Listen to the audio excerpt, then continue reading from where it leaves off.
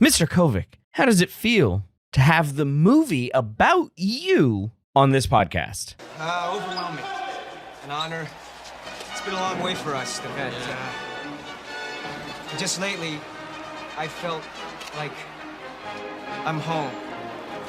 You know? Like, maybe we're home.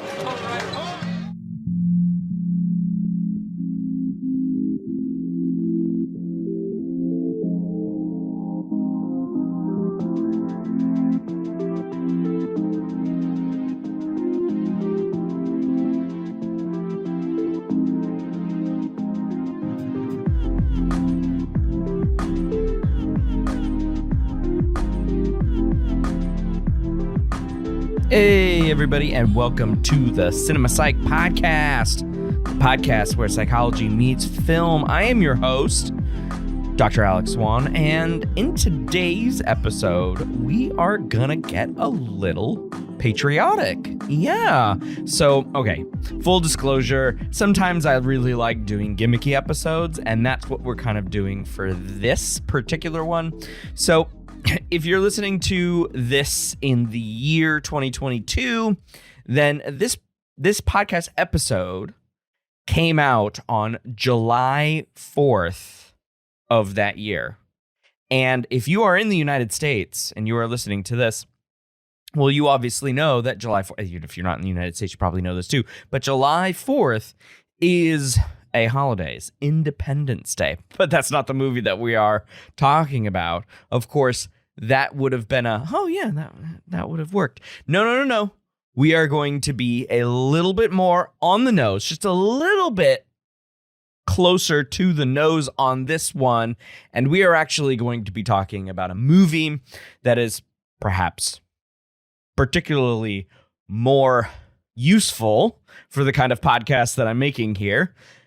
Born on the 4th of July. Yep, that is the movie we are talking about. Born on the 4th of July.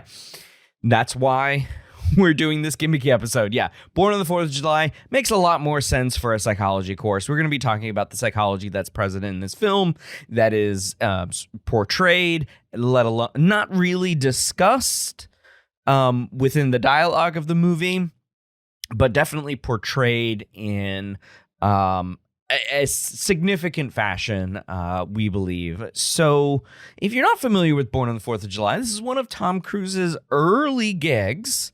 So the movie came out in 1989, so shortly after, Risky Business and Maverick. Not Maverick. That one came out in 2022. No, Top Gun. Yeah, that's the one I mean. This particular movie is actually really important. So it's one of Oliver Stone's, I believe he did three films that were specifically about Vietnam. And this is one of them.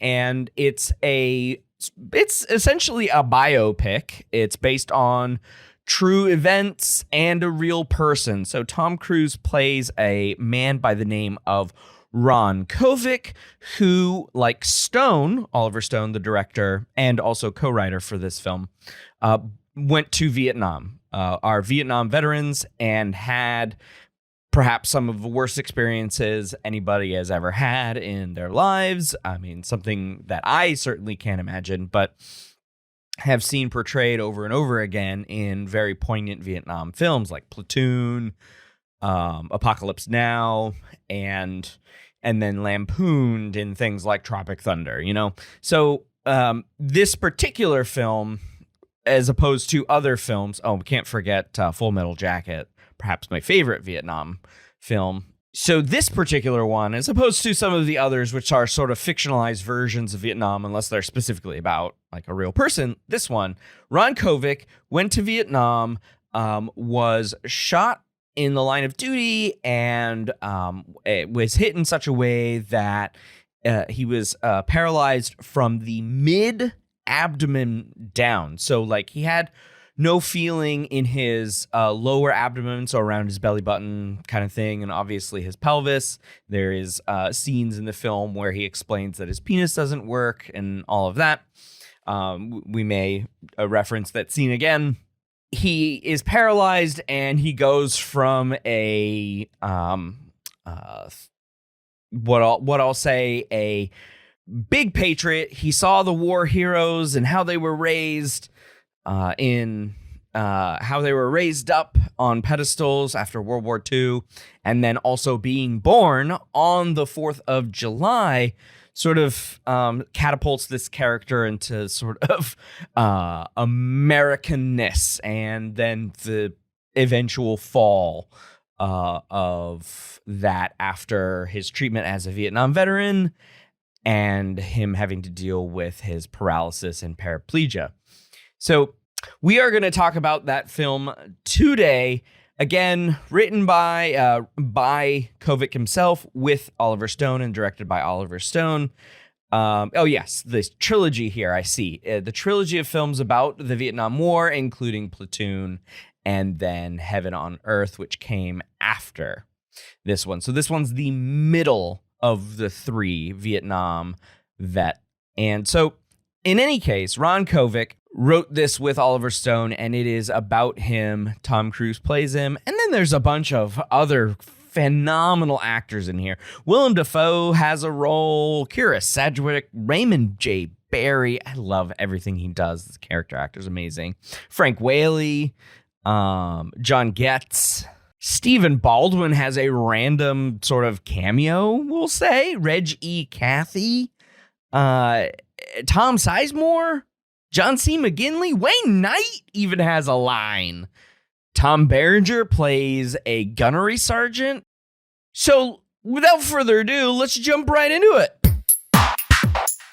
My guest host today is returning guest host, Dr. Anthony Zoccolillo. If you recall, he is a professional associate professor of psychology at Texas A&M University in Corpus Christi. Welcome back to the show, Anthony. Thank you very much, Alex. How you been? I've been pretty good, I suppose, since the last we chatted. So you wrote down here, and I thank you for pulling that episode. We last spoke on episode 26, and that was all the way because of, only releasing episodes every 3 weeks. That was it. That was January 2021. Yeah. So a whole academic year and a half has gone by. So how has it been for you? Extraordinarily busy, my friend. I dig it. When last we talked, we were sort of coming out of or trying to return more to normalcy. There's been obviously a lot of transition. It's certainly not the same as it was. Extraordinarily busy with new classes, working on a number of different grants. Awesome. All simultaneously. That's a lot of work. We're doing a huge initiative. The state of Texas is with open educational resources. Mm-hmm. So we're transitioning and trying to get funding to develop our own, textbook materials for no cost. And, great. Yeah, it's a lot of work. And somewhere in there, I managed to find the time to get married. Congratulations. Thank you very much. So it has been an eventful 18 months or 17 months, but all good stuff. Awesome. So a quick question on the OER resources. So are these going to be available to anyone in the state of Texas or anyone in the United States? So technically, the funding agencies are through Texas. So the resources are being made through an OER repository that is being, basically babysat by the state of Texas. But I do not believe that they are not restricted. So they could be shared like through email or something, right? Oh yeah, absolutely. And as a matter of fact, I don't think that being out of state precludes you from actually accessing the repository, and searching it on your own. There are so many of these. And that's part of the frustrating thing about it is a lot of duplication going on. Like we have our own repository at A&M Corpus. The state of Texas has one. There are national repositories. Some of my stuff is, I keep it local. Some of it's, in the state, some of it's at the national. It's so I kind of lose track of where the stuff is. But actually, I don't really care. I mean, the purpose of it is kind of you create it and you put it out in the ether, and then people take with it and sure do what they want with it. So in that way, I don't really have to keep track of it. So, it's just, you just don't want to duplicate what's already out there. So it's like, all right, let's kind of, really scour this, see what's out there, see if it makes sense for what we're trying to do, figure out where our holes are, and create the content that we need. Okay. And so my last OER question, because you now are in this world, you're the person to talk to. So as an OER nerd myself, ever so slowly moving to OER across all of my classes and content, what content are you making? And for what levels? So I am my head first dive into OER was general psych. Okay. Good place to start. Yeah. It was through a grant that was looking to basically fund opportunities in high impact classes. So, high enrollment core curriculum type of classes. That has been picked over quite a bit in terms of creation. It was a lot more on sort of the local assessment end as opposed to anything, teaching related. I mean, I see. There's just a ton of resources. What I've been working on now is more of my cross-cultural class and my experimental psych class. And I have just years and years and years of things that I have, been working on that were as a result of the textbooks never really, doing what I needed them to do exactly. And so now it's about pulling those resources. First of all, making sure that I didn't clip the idea from someone, that's copyrighted, right. Kind of going through that. And, so with the experimental, it's a lot of lab stuff. So we need as many lab stuff as possible. Yeah, that's been fun. That's sort of the last one I've been waiting for, and the funding opportunity just came through. So that will be the largest, as I'm, closing down one grant and, working through another, I'm just going to be starting this third one. So, yeah. Well, you can't complain that you don't have enough work to do, I suppose. No. I mean, certainly keeping busy. That's the way it is. So, yeah, but all good stuff. Well, let's pivot to our episode tonight. We're talking a gimmicky episode. And as the listener is already aware, yes. Sometimes if an episode happens to land on a special day, I'm going to try to find a movie. We did that previously with Halloween. We did that previously with Thanksgiving, I believe. It was either Thanksgiving or Christmas, or potentially both. But still, I am all about the gimmick. Just watch out. There'll be an Easter Monday movie out on the horizon. We're going to talk about. We're going to figure out if there are Easter movies that we. Oh, there are. Yeah, Hop. We could do the animated. Oh film, yeah, Hop. That's true. Oh boy. Anyways, 4th of July. This episode goes out. Okay, and so instead of Independence Day, which is also an option for a day like that, we are doing Born on the 4th of July. And I think a more appropriate film, as I said, more appropriate film for the podcast, because there are definitely pretty glaring psych topics to discuss. And because it's based on true events and a real person, that the validity and even the embellishment is within the realm of plausible, as opposed to, some films that are just completely implausible that we've talked about on the show, like Inside Out or Zootopia, right? Animated impossible worlds. Animals don't talk, and neither do your emotions.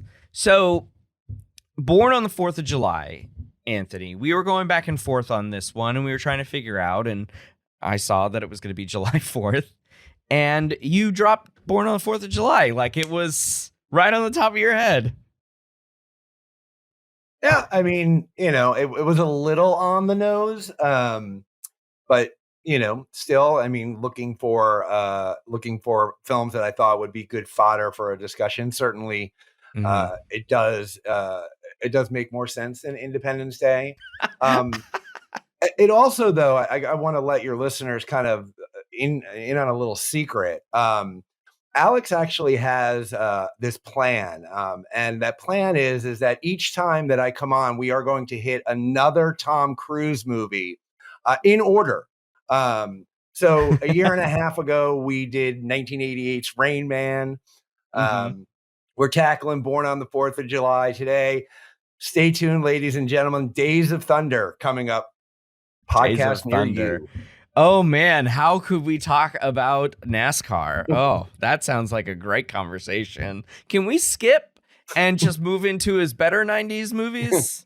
Yeah, there are a few better ones. Yeah. I'd rather do Jerry Maguire. Yeah.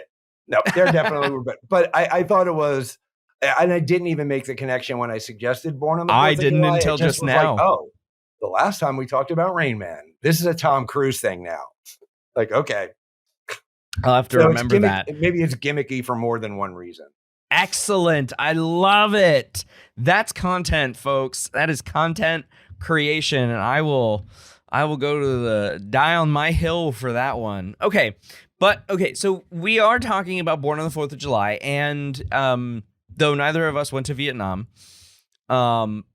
it's still, even though the war was 50 plus years ago, right? It's still kind of a topic to look at. I mean, Apocalypse Now and Oliver Stone's first Vietnam movie, Platoon, which spends far more time in Vietnam than this movie does. They're still lauded, right? And I would say this one is not watched as much.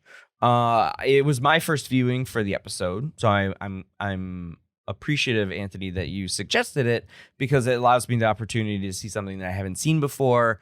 Has always been on my list, but never get around things get just put on top and top and top, right?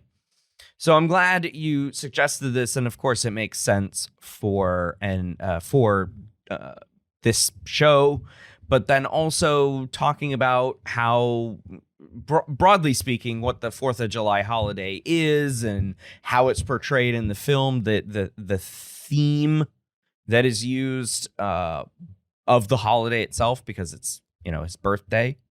So, Anthony, I'm going to get your thoughts on the film in general and, its worthiness to discuss on this show.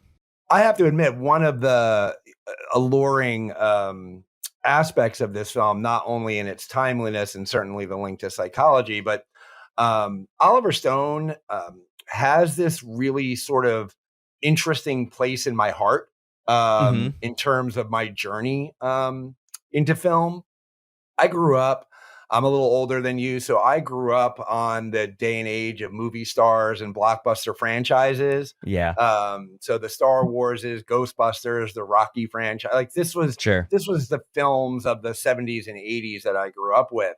And Oliver Stone really was, in 86 with Platoon, 87 with Wall Street, really one of those first directors where I kind of was aware, wow, film can really be more than just this sort of fun, dissociative type of experience. And I remember sort of that, entree into film, and then the Coen brothers and Richard Linklater and all that sort of late 80s, early indie cinema. And so to be able to talk about Oliver Stone was, certainly a bonus for me. And, really, it is sort of the realism that he tries to bring into his stories. Now, we could talk about accuracy, as a filmmaker, he certainly takes some artistic license. Right. But clearly, that's why I said plausible. Yeah, yes, plausible.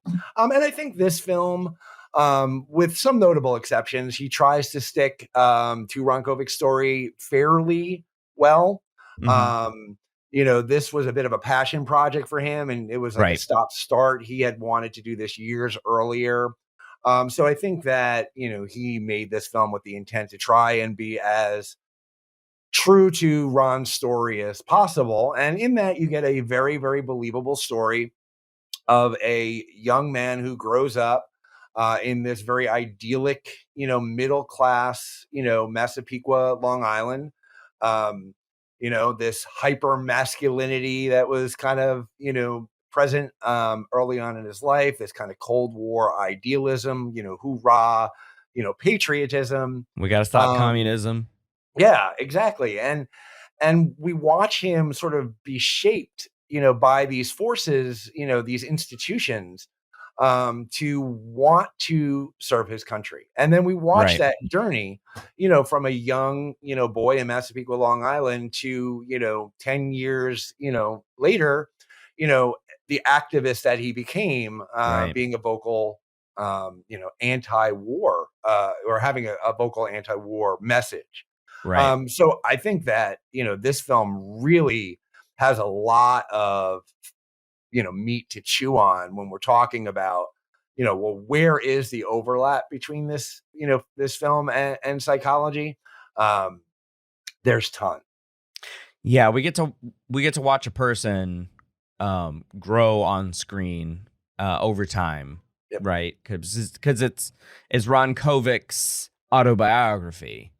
Yeah, and I mean, as psychologists, obviously we're interested in things like, PTSD, which obviously we'll talk about, but that identity formation process, and that we watch him go through in every step of the way, the changes. I mean, those are things that we certainly, and your listeners, absolutely, these are the things that we've studied our entire life. And so to watch them unfold in front of us is interesting. And, to sit back with a pen and pad and kind of take notes of what we're seeing, we enjoy that. And I think this film sort of provides a lot to talk about. Right. And it would not be a common one that you would see in second film class unless you wanted to have like maybe a week or so of just war film depiction, and maybe not show the whole thing of every movie, but really pin down this idea that I want to jump into first, which is what you had mentioned just a few minutes ago, post-traumatic stress disorder. Okay, so as psychology teachers, we talk about this idea quite often, not necessarily in just a psychological disorders class, but it may come up in a gen psych class, and it certainly comes up in conversation with students and the general public when something traumatic happens, right? So, Anthony, can you refresh the listeners on the qualities of PTSD? We're not going to go too deep into the nitty gritty of what diagnostic categories and what the symptoms are and all of that, but Anthony's got a broad sort of set of guidelines, we'll call them thematic elements. Yeah, and I mean, coming from two non-clinicians, right? That's a very good disclaimer. The way that it's normally talked about, in those sort of broad ways. Obviously, we're talking about a stress reaction to a trauma. In the case of the film, obviously, the horrors of war, which is sort of broad, and I'm sure we'll talk a little bit about the specific trauma or specific, elements of that. But what we're really looking at is sort of a constellation of symptoms that involve things like intrusive memory. So things like flashbacks, re-experiencing the trauma, I think is how it's typically stated. We generally see some avoidance.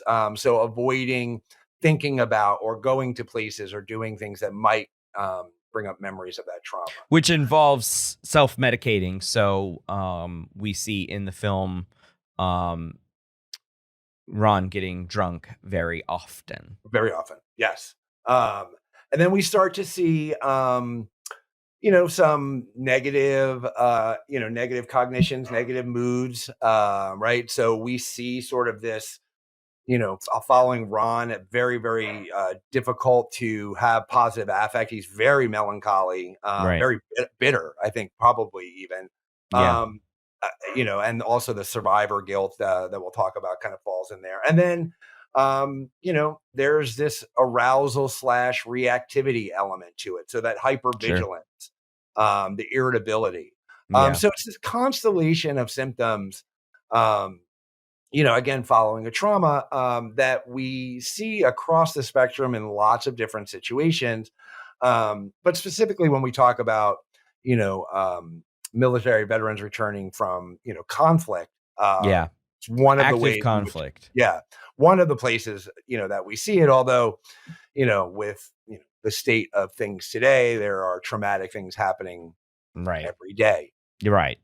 Yeah. Which includes, for many survivors, PTSD as well, right? So it's not just military veterans from active conflict zones. It is a full swath of people, the whole population that could be affected by PTSD. We're just going to be specifically talking about it in the realm that it is most commonly spoken about, which is war. And, PTSD, from especially kind of looking back at it, I mean, it does seem to be tied into Vietnam, very, very directly. We were talking a little bit prior, this idea that people having stress reactions to traumatic situations is not new. It's kind of the old joke I tell my, tell my students is like, just because, we talk about 1879 psychology, is like, well, things happened before then, like, so just because PTSD wasn't a thing, a diagnosable condition until 1980, that doesn't mean that people were not suffering symptoms of it. Right. And in wars prior to the 20th century. Yeah. I mean, there's evidence, and they just called it different things, right? I remember growing up hearing about shell shock. Exactly. That's the direct precursor to PTSD, and specifically tied to both World War I and World War II because of the mortar shelling. Absolutely. And that was what was called shell shock. I mean, imagine being next to something that both fires something loudly and then hits the ground very loudly, and just all day, every day. And that's in most media, that's the most common thing that that you see portraying in a showing way as versus a telling way. A showing way of PTSD is a bang and somebody being very hypervigilant and reactive to that, as you said. The opening scene of Born on the 4th of July, the scene that Ron Kovic is actually in, he in the opening, well, not the opening scene, but one of the opening scenes, Ron Kovic as a youngster is attending a 4th of July parade for World War II veterans. Right. Or were they, well, it was actually veterans in general, but mostly the World War II, right? Right. And his dad was a World War II veteran. Correct. Yeah. And Ron Kovic played one of the soldiers in a very, very brief scene. They make eye contact, but during that time, there's a firecracker and you see the visible wince. Very, very, I mean, one might say cliche, but, there is a reason why around the 4th of July, mental health advocates all over the place talk about, the impact of things like fireworks on veterans and what you can do to maybe ease their anxiety during that time. So we see it right from the get-go, in that character. And then it just kind of goes forward as we follow, Tom Cruise's portrayal of Ron Kovic, through the war and afterwards. And one of the things I really, really like about this particular portrayal is because we so closely tie this to war, right? And we think about, it as like, enduring some kind of trauma. In his case, he's shot in the foot, and then, his sort of adrenaline and hypermasculinity kick in, and he's gonna, stand up, and he gets shot, paralyzing him from the chest down. What's it? Scarface style. Yeah. Yeah. It was just going to be, he was going to, he was going to go out like a Klingon. Yep.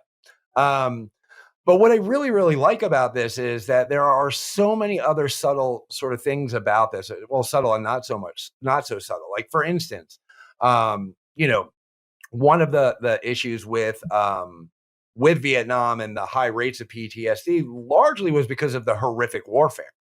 Yeah. Right. They saw and were asked to do things that previous generations had not. And we saw that a little bit in the film. Now, that wasn't a massacre, as we hear about, at certain times during Vietnam, where civilians and women and children were killed knowingly. This was much more of a accidental massacre. Yeah. But accidentally killing women and children. And you saw immediately the impact that had on him. Right. He thought he was a good guy up until that point. Yeah. In the confusion of, the firefight, shooting one of, his own men, killing one of his fellow soldiers.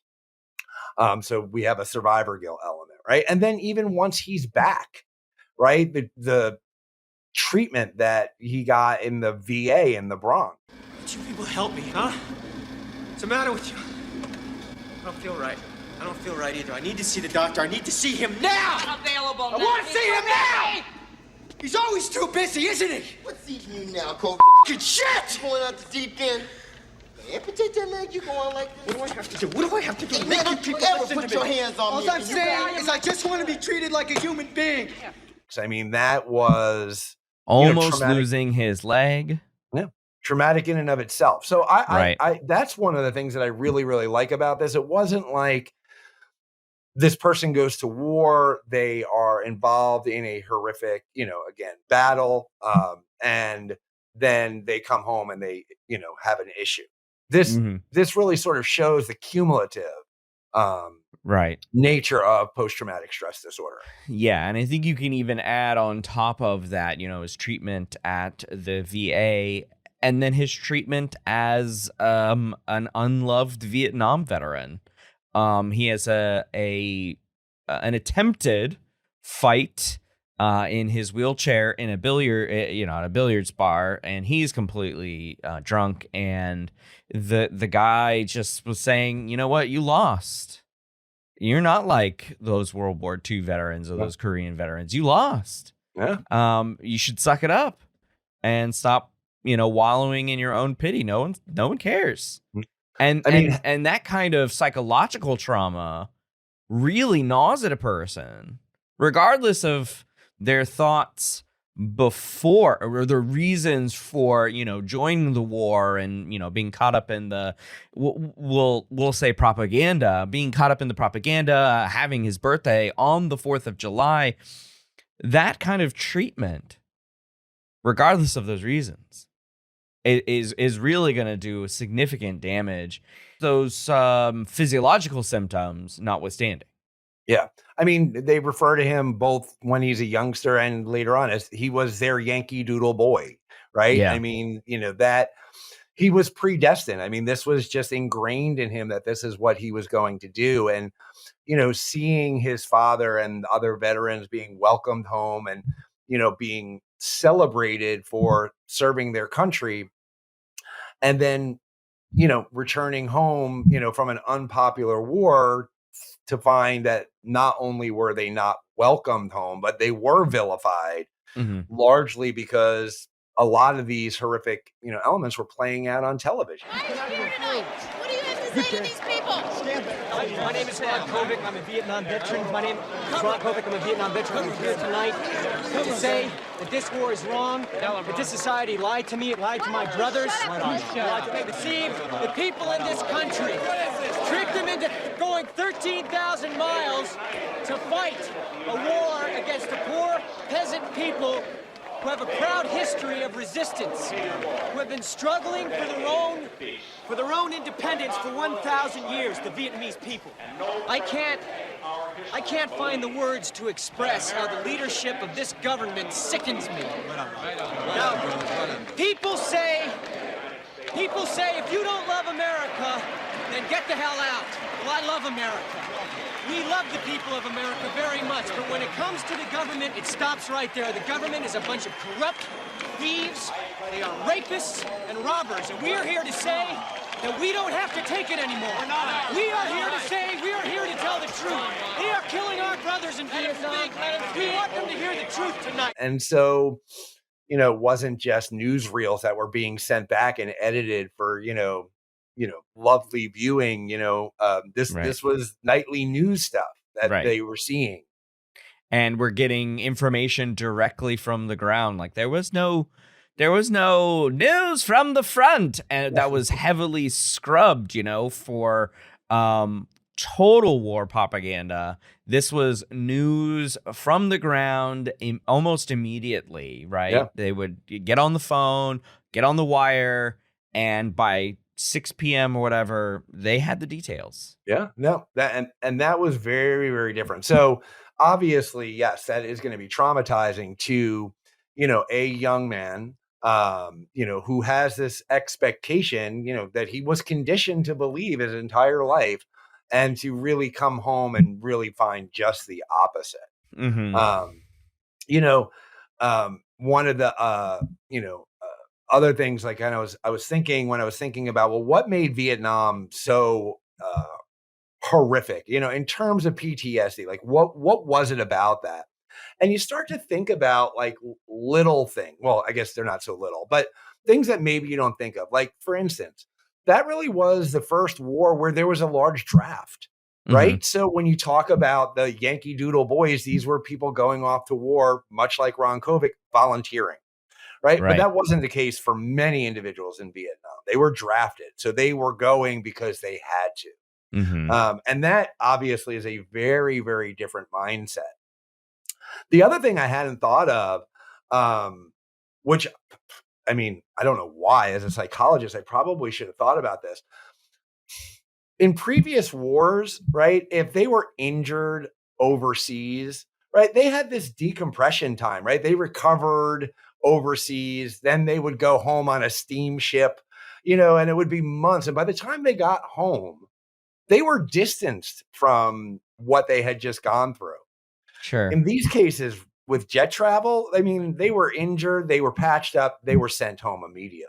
Right. And to be cared for in the United States. So, I mean, they didn't stand a chance, in terms of PTSD. And as it turns out, I mean, when you look at it, it's surprising that even more individuals in that time period didn't suffer from PTSD. So I think that the movie, doesn't go over the top, which you can't always say about Oliver Stone movies, right? Oliver Stone is not subtle. He's also biased in this regard, right? And so, I go back to my plausible comment, because we do have to realize that Oliver Stone is a Vietnam veteran and it was a fierce anti-war critic after he got back, and he put all of his energy into filmmaking, and obviously, the rest is history. But he felt very passionate about these three movies, one right after the other. Yep. Like, he was steeped in it for the better part of 10 years in each of these movies, writing them, directing them, all editing them as well.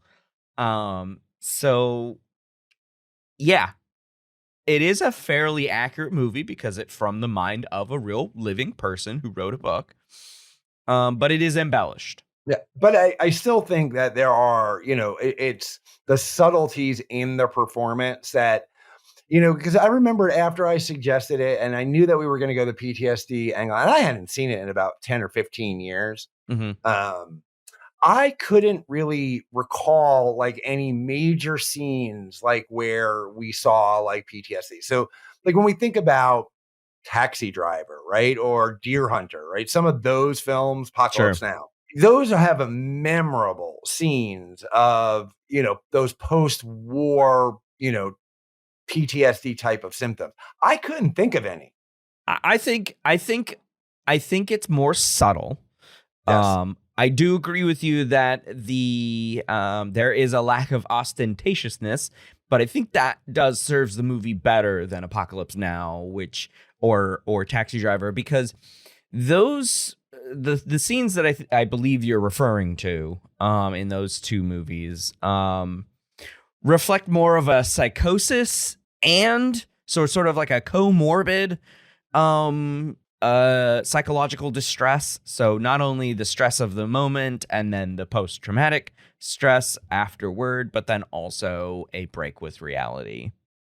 And I mean, certainly in those movies, it served the story to have them have that, level, where it was pathologized a bit more. Whereas in this, the subtlety, I think was quite effective because it shows, that here we have Ron Kovic, returning Vietnam War veteran who has PTSD. He isn't his disorder. Yes.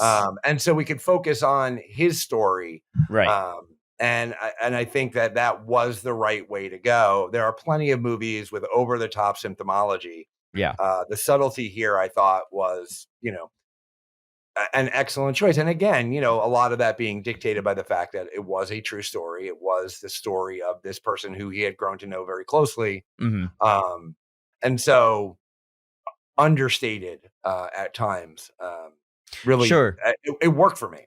Yes, I fully agree. The subtlety was thematically pervasive, I'll say. So what I mean by that is that it allows you to follow this character and not be like, okay, that's PTSD right there. That's PTSD right there. It is part of the movie itself. It is part of the art. In Tom Cruise's portrayal, you're supposed to see it. It's a show rather than a tell, right? Right. And we're supposed to see the effect of PTSD because honestly, that's what real life is. We only see the effects of a person's psychological disorders or pathology or symptomatology.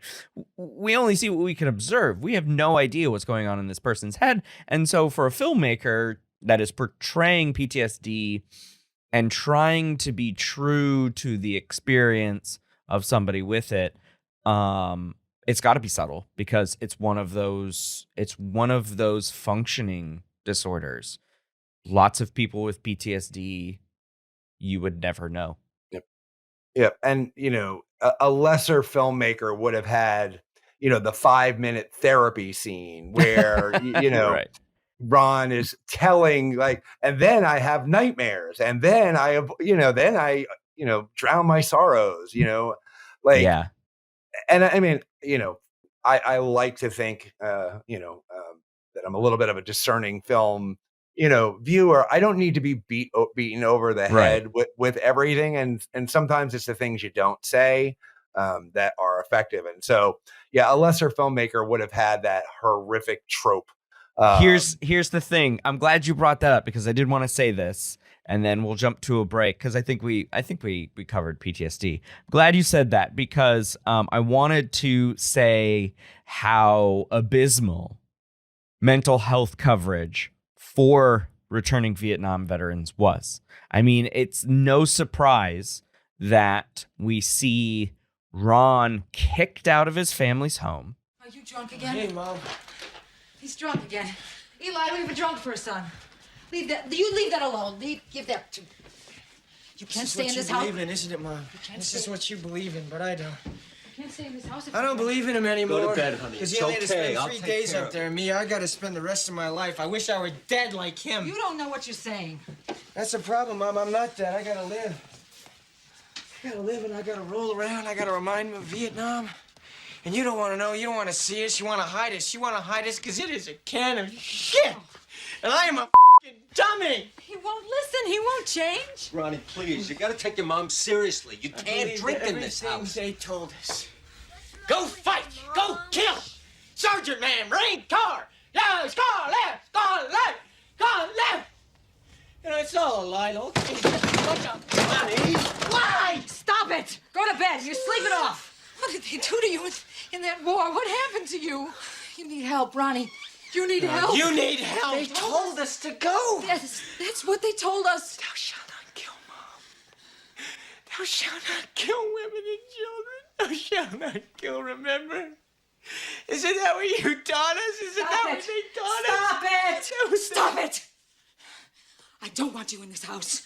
You're out of this house. Ron, come on now. You made your point. Now stop. Goes to Mexico, basically uses every single last dime for alcohol or paid sex, and gets dropped in the middle of frickin' nowhere, Mexico, has to find his way back to the United States. Like, this is a guy who is down on his luck. So it's no surprise that real Vietnam veterans ended up significantly, disproportionately homeless, right? Yeah. And it's all because the VA was not equipped. And it's so strange that it wasn't equipped, considering how many wars the United States had been in already in that century. It's like almost one every decade, it seems. And yet they're not equipped, and we're unfortunately still not equipped in this country to handle mental health concerns of veterans. Yep. That's Sadly, why you have organizations out there whose sole job, in a nonprofit way, is to get veterans mental health help. Yeah, they seem to have been, behind, from that, and never have caught up. Right. You look at, when PTSD was really sort of a jest through the VA, right? I mean, you're talking about the 80s. You're not so a decade plus after Vietnam, and so the lessons learned from Vietnam helped. The first Iraqi war veterans, they did a better job there. But then what were they caught off guard there as well? It's still pretty abysmal, in my opinion. And I have, I have friends who are, work within the VA system and social work who are, great people doing amazing work. Right. And are just overwhelmed. Yeah. 100%. 100%. So we're going to take a quick break, and we are going to come back with more nuanced psychology in Born on the 4th of July. Stay with us. Howdy. Thanks for listening to this episode. We hope you're enjoying the conversation. Over the past 2 years, the podcast has grown, and that's mostly in part to folks like you, the listeners. We've also had wonderful luck receiving support from the Society for the Teaching of Psychology, APA Division II Small Partnerships Grant. It's been a fun ride, and we want to keep it going. So we need your help. There are several ways that you can support this show. You can share episodes with your social media networks so we can grab new listeners. You can join our fledgling Patreon program. You can contribute directly using PayPal, or you can purchase some sweet merchandise with our logo at our Spreadshirt merch store. All of those things can be found on the website cinemapsychpod.swanpsych.com. But perhaps the best thing that you can do is to keep listening and leave us feedback on Facebook or Twitter so we know you've listened. Thanks. And now back to the show. And we are back with Dr. Anthony Zoccolillo talking Born on the 4th of July. Yes, Tom Cruise, Oliver Stone, the war film of the real-life Ron Kovic. So, Anthony, I want to talk about some more nuanced topics. And you had talked about this at the beginning when we were introducing the movie. You had mentioned identity change. And I think we saw the shifting attitudes in similar ways. But just to set it up, and we'll go through each of the stages of the film. This 10-year, broader than 10-year period, but more or less. Okay, so there's some cognitive dissonance, of course, of Ron Kovic, and it's at the highest just after he returns from the VA to Massapequa. And I saw it as two separate messages. And of course, these messages are thematic for the title of the film and the birthday of the real Ron Kovic. And that is how the United States and patriotism is represented. So we go from a blindly patriotic young child, the son of a World War II veteran and of a strictly Christian household in middle income New York, right? And then the shifting attitudes at the height of the cognitive dissonance for Ron. There, none in the beginning, none as a child, right? He believes what the story is. But he goes to Vietnam, horrifically, accidentally kills women and children inside of a little shanty town situation, and then potentially, if not actually, friendly fire kills his, I guess, company mate. I guess that would be. And so, and when he comes home, he doesn't understand the sentiment. He's like, well, wait a minute. I went and fought a war for us. I'm the echelon. Revere me. Wait, you're not revering me. Wait, okay. Then slowly going through, trying to work through his trauma, not only as a war veteran, but as a person who is paralyzed from the mid-waist down, and trying to figure out what life is for him, what comes next.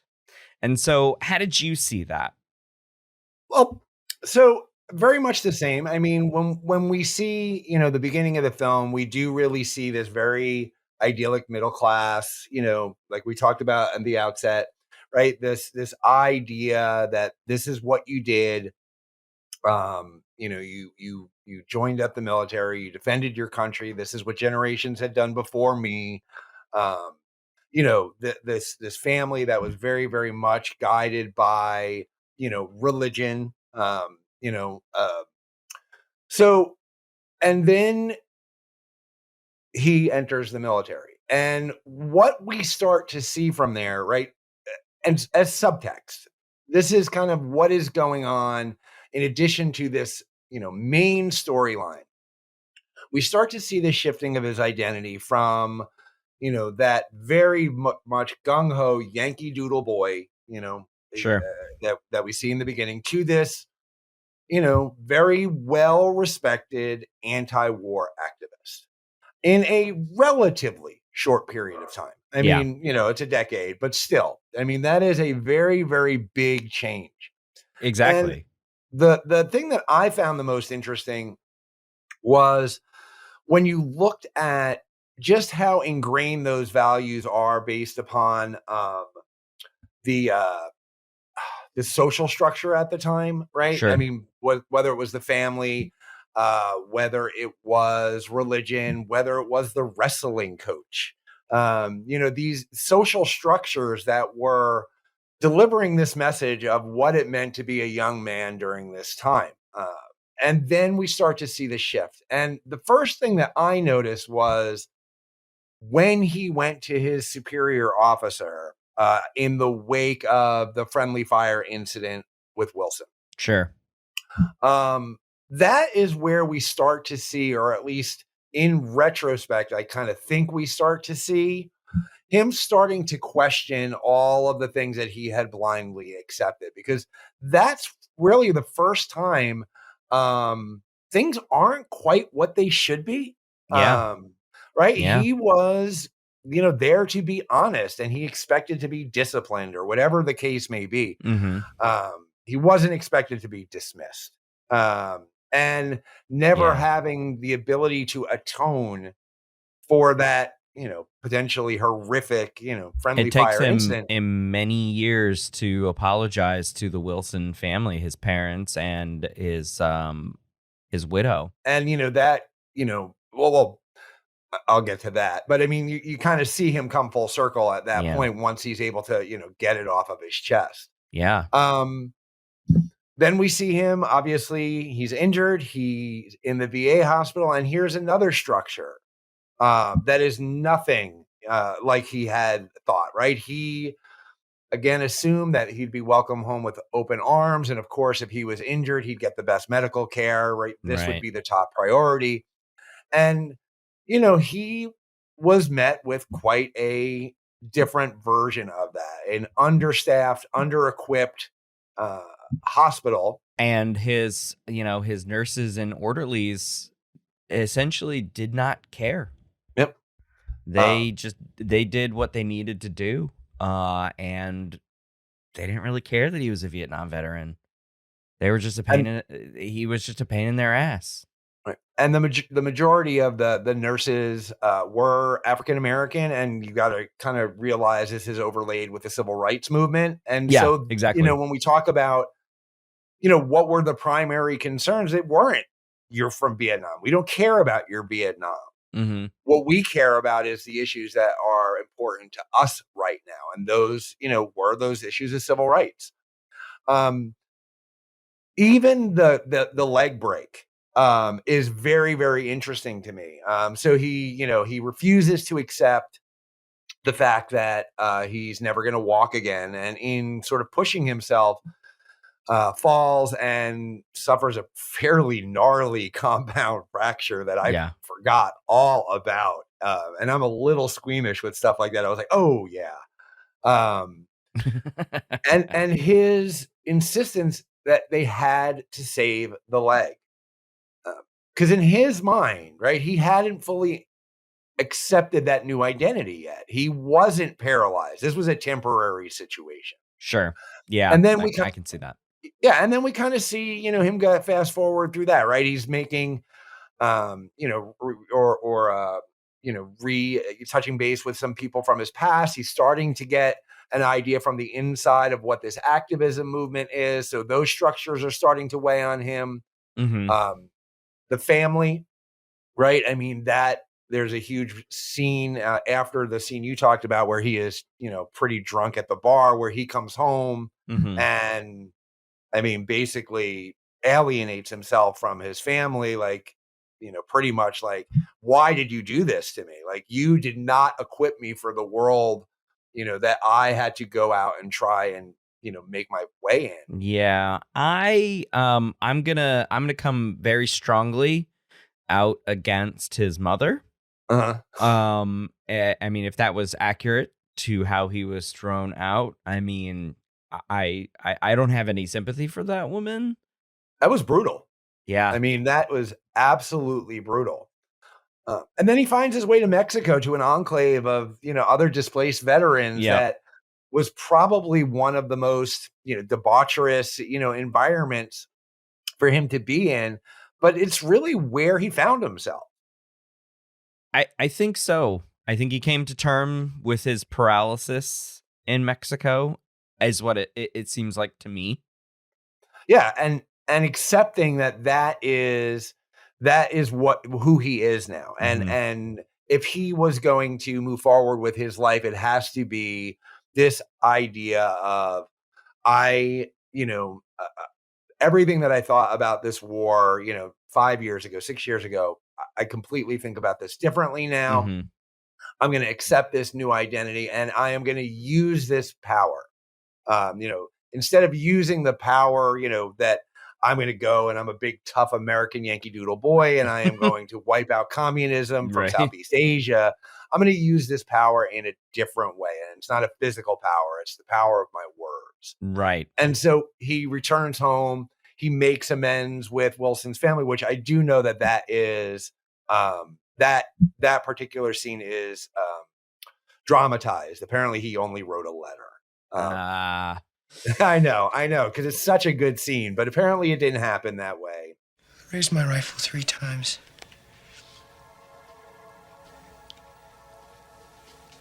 and shots.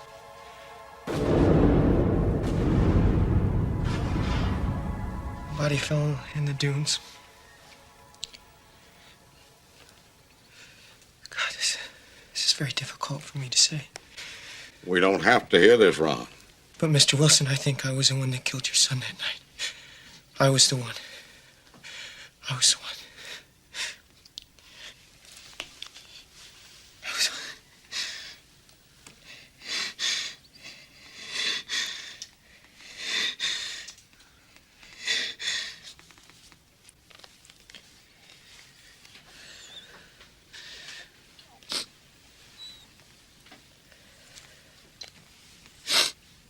What's done is done, sir.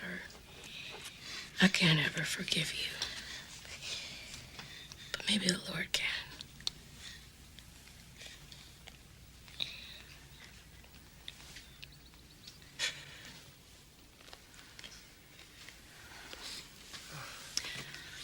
We understand, Ron. We understand the pain you've been going through.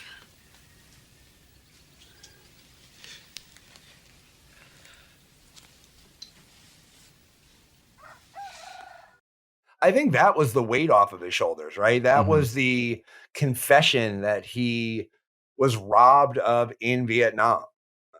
That the commanding officer was like, don't bring this to me now. You didn't do this. This didn't happen. Right. And being able to confess and be absolved is, a huge, huge weight.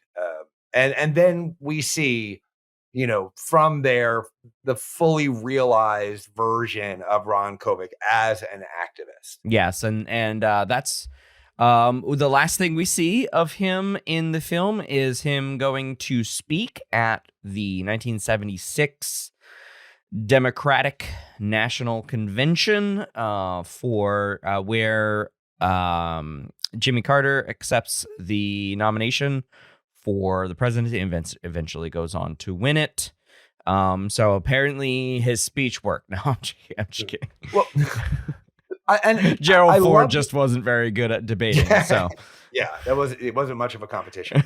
But I really like the idea of cutting it without the speech. Yeah, right. That's right. We don't see the speech. We see him going down the aisle, the entrance to the stage, and then it just cuts, fades to black. Yeah, fades to black. And from everything that I've ever read, it was an incredibly powerful speech.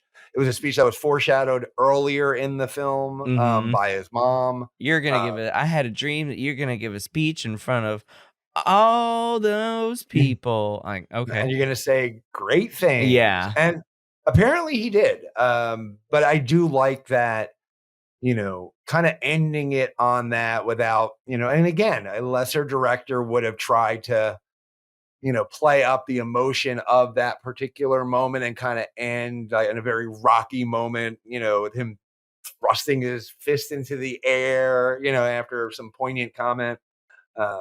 Yeah, but ending it there, I'm sure fitting. The speech was filmed, the real speech. So if you really want to go here, I mean, it would have been, I think it would have been awkward. I know they showed his anti-war stuff outside of the Miami RNC 4 years prior to that.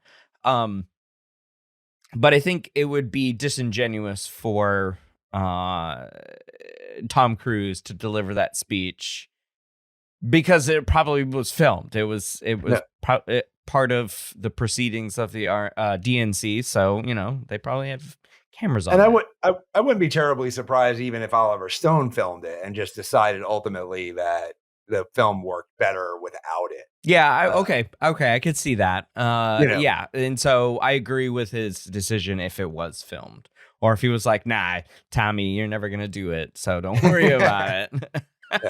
No, I ultimately, I think he made the right decision. I mean, again, when I'm watching stuff like that, I'm always very, very conscious of the edits and what is not being shown and what may have been filmed. And I'm a big, fan of, like director's cuts and lost scenes that, gives you a little bit of a fuller idea of what the vision was at the moment. Sure. And then ultimately in editing what the entire vision was. And, like you said very early on, he is very, very heavily involved with every aspect of the filmmaking. Right. And he was one, who really had that ability. He had a lot of control over his films. And with the success of Platoon, Universal was like, you can do whatever you want. Yep. Yep. So, I mean, yeah.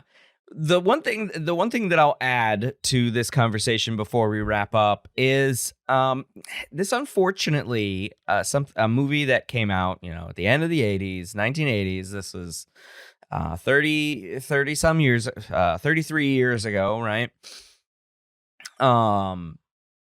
And about a war that was even older than that, right? So we're talking, more than 50 years ago.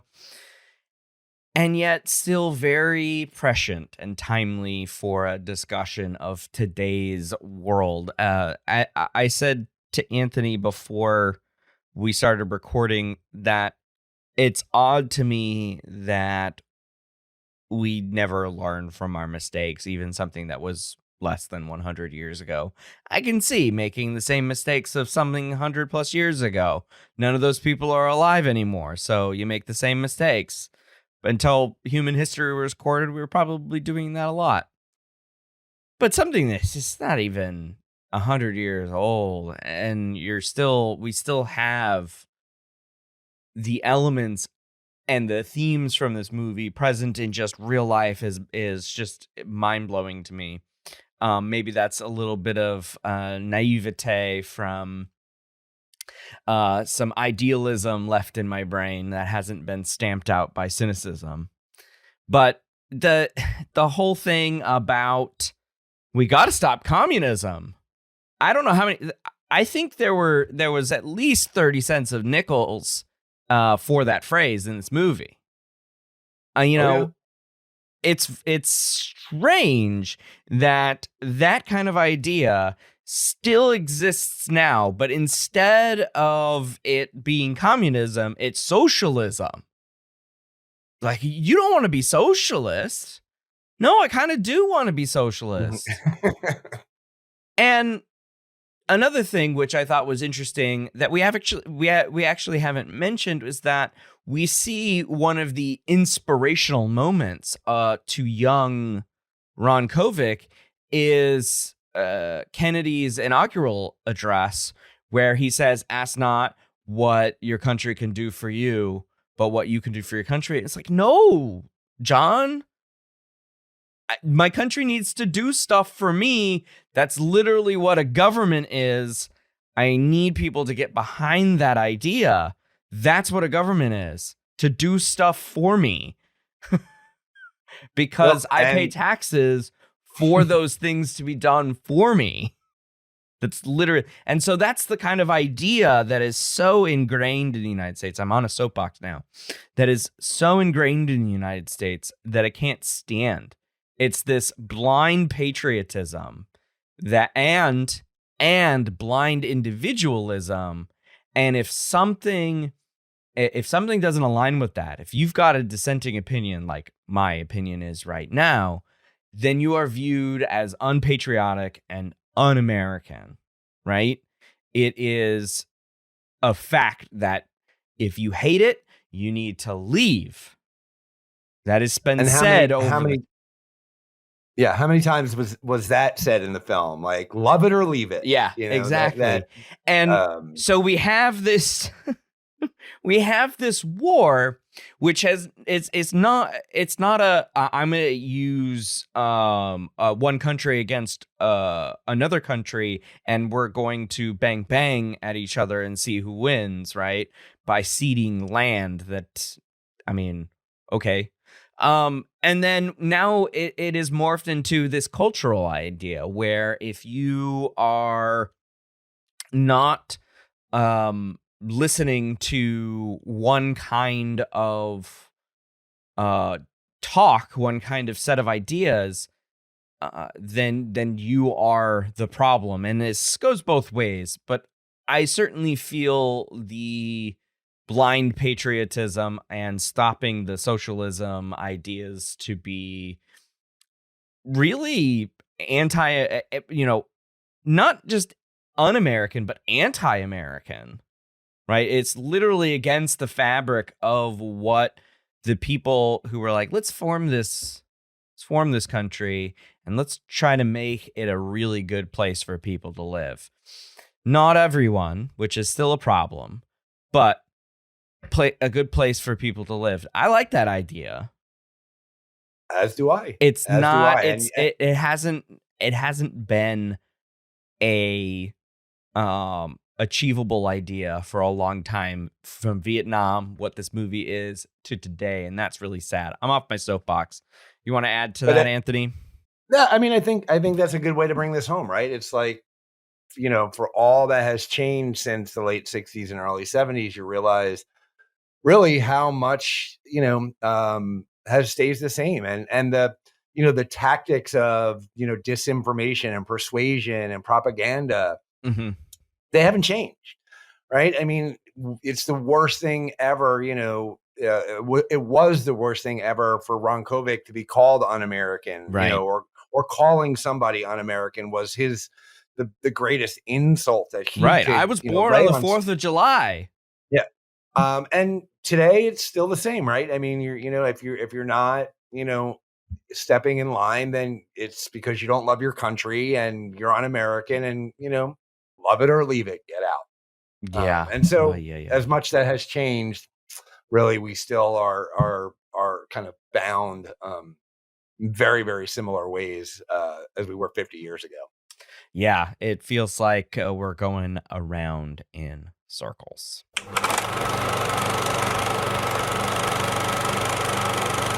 Well, I want to thank Dr. Anthony Zoccolillo for joining me to discuss Born on the 4th of July. How many times have I said that this episode? My goodness.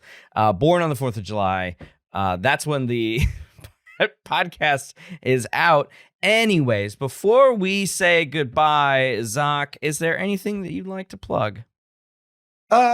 Well, I would actually like to plug. I made an appearance on another podcast that I think was kind of interesting and might be of interest to your listeners. Okay. It's certainly not a psychology podcast, although it was a psychological topic.